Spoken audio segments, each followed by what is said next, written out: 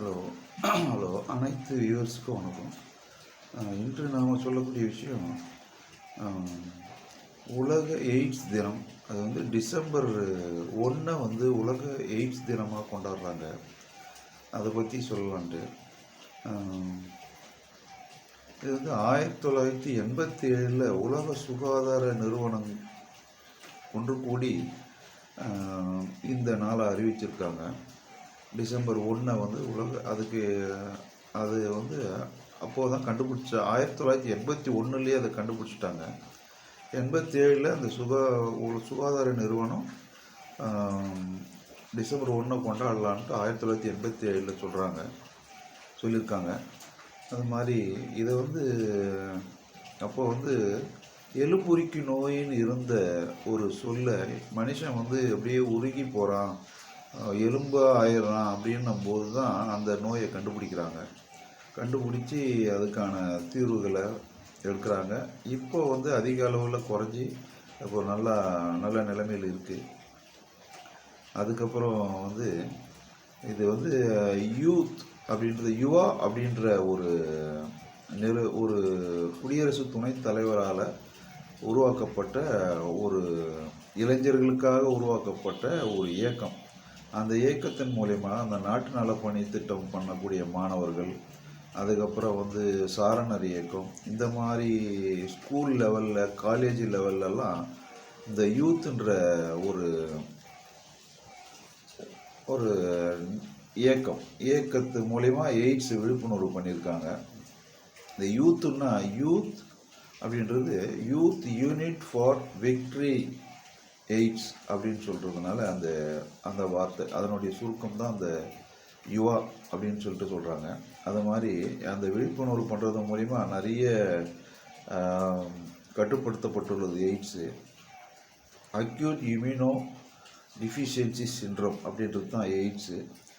அது வந்து ஹெச்ஐவின்ற வைரஸ் மூலிமா வரக்கூடிய அந்த நோய் எய்ட்ஸு. ஹியூமன் இம்யூனோ வைரஸ், அந்த வைரஸ்னால் வரக்கூடியது. அது வந்து எந்த அளவில் பாதிப்புன்னு பார்த்திங்கன்னா, முதல்லலாம் எவ்வளோ பேர் பாதிக்கப்பட்டாங்க. 35 வயசு, அதாவது 15 வயசுலேருந்து 24 வயசு உள்ள இளைஞர்கள் மூலயமா 35% வந்து எய்ட்ஸ் வந்து பரவி இருந்தது. 2005 2007 அந்த அளவில் இருந்தது. அதுக்கப்புறம் வந்து பாதுகாப்பற்ற உடல் உறவு மூலியமாக 80% இருந்ததாக சொல்கிறாங்க. அதுக்கப்புறம் 2% வந்து கர்ப்பிணிகள் குழந்தைகள் மூலமாக வரக்கூடிய எய்ட்ஸுன்னு சொல்கிறாங்க, 2%. அதுக்கப்புறம் இன்னொரு 2% வந்து அதாவது சுத்திகரிக்கப்படாத ஊசி, இன்ஜெக்ஷன் நீடில். இந்த நீடில்லாம் வந்து அந்த காலத்துலலாம் வந்து இந்த பாய்லரில் போட்டு கொதிக்க வைப்பாங்க. இப்போ ஸ்டெரைல் நீடில், ஸ்டெரைல் சிரஞ்சு வந்துடுச்சு. அது மாதிரி நல்ல சிரஞ்சில் ஒருத்தருக்கு யூஸ் பண்ணதை இன்னொருத்தர் யூஸ் பண்ணக்கூடாதுன்னு சொல்லியிருக்காங்க. அது மாதிரி பண்ணாக்கா எய்ட்ஸ் வராது, பாதுகாக்கலாம். அது மூலிமா ஒரு 2% வருதுன்னு சொல்கிறாங்க. அதுக்கப்புறம் ரத்த பரிசோதனை பண்ணும்போது அதில் வந்து சில டெஸ்ட்டெல்லாம் இருக்குது. ஹெச்ஐவி, ஹெச்விஎஸ்ஏஜி, விடிஆர்எல், இந்த மாதிரி டெஸ்ட்டெல்லாம் நிறைய இருக்குது. அதை வந்து சரியாக டெஸ்ட் பண்ணாத ரிசல்ட் கொடுக்கறது மூலிமா கூட ஹெச்ஐவி வந்து 2% பரவிடுது அப்படின்னு சொல்கிறாங்க. அதனால் இந்த மாதிரிலாம் நிறைய தடுப்பு பண்ணியிருக்காங்க. தமிழ்நாடு அரசும் இந்திய அரசும் வந்து நிறைய தடுப்பு முறைகள் பண்ணியிருக்காங்க. 2005 வந்து 2006 வரைக்கும் தமிழ் ரெட் ரிப்பன் அப்படின்ற ஒரு திட்டத்தை தமிழ்நாடு அரசு 2005 கொண்டு வந்திருக்காங்க. அந்த மாதிரி நிறைய பாதுகாப்பு பண்ணியிருக்காங்க. இப்போ இன்னும் நிறைய பேர் இருக்கிறாங்க, ட்ரீட்மெண்ட்டில் இருக்காங்க.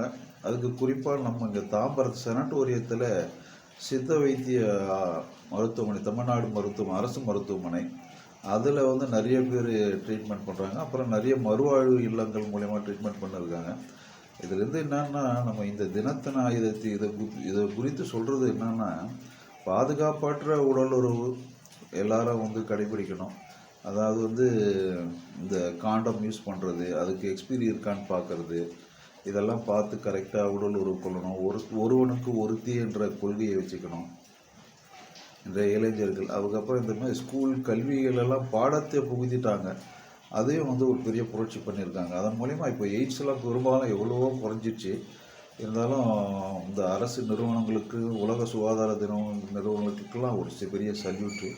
இருந்தாலும் இப்போ இருக்கிற இளைஞர்கள் எந்த தவறும் செய்யாத ஒருவனுக்கு ஒருத்தின்னு சொல்கிற அந்த கோட்பாடு, அந்த ஒரு உணர்வு, அதை வச்சுக்கணும். அதுக்கப்புறம் வந்து பாதுகாப்போடு உடல் உறவு கொள்வது, மவுத் கிஸ் மூலிமா கூட ஒரு எய்ட்ஸ், இந்த சலைவா HI மூலிமா கூட எய்ட்ஸ் வரலான்னு சொல்கிறாங்க.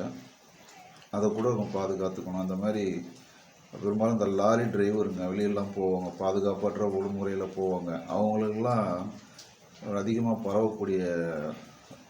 பரவக்கூடியது அவங்களால நிறைய பரவக்கூடியது. அதனால் இந்த மாதிரிலாம் யாரும் பாதுகாப்பற்ற உடல் உறவு கொள்ளக்கூடாது அப்படின்றதுக்காக தான் இந்த தினத்தை சொல்கிறாங்க. அதனால் அனைவரும் பாதுகாப்போடு இருக்கணும். இந்த தமிழ்நாடு அரசுக்கும் இந்திய அரசுக்கும் ஒரு பெரிய சல்யூட்டு. உலக எய்ட்ஸ் தினத்தை இந்த குழந்தைகளுக்கும் பாதிக்கும். அதனால் அனைவரும் பாதுகாப்போடு இருந்து இந்த உலக எய்ட்ஸே வராத அளவுக்கு, எய்ட்ஸே இல்லாத நாடாக மாற்றணும்னு சொல்லி ஆண்டவனை பிரார்த்திக்கிறேன். நன்றி, வணக்கம்.